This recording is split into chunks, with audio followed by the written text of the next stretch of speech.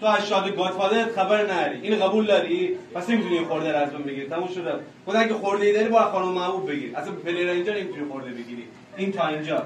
من میگم که چجوری یه پلیر با مثلا فکر کن من دو تا پلیر دیگه 5 تا رأی آورده ولی باز نشسته.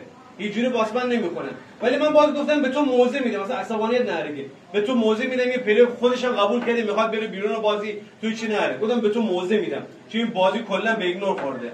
چون علاوه فکر من امیر باز خروجی میشه، امیر نشسته الان اینجا جاش نیست. مثلا یه پلیر اونجا نشسته کل فکت بازی یه دونه دست داره، این شستش فقط به صورت پایین میگیره، ولی نیست بالا نگه داره. نگاه کن اینجوری نمیکنه واسمن. میگم به تو موضع دارم بده بیرون. اگه مافیا هستی نوش جونه، مافیا هستی نوش جونه. اگه اینجا هستی پلیرات با تو بازی نکردن ولی با تو بازی در میبری، به چی کار ندارم. خدا اینو به تو موضع میدم. تنها کسی که میتونه خورده بگیره خانم محبوبه.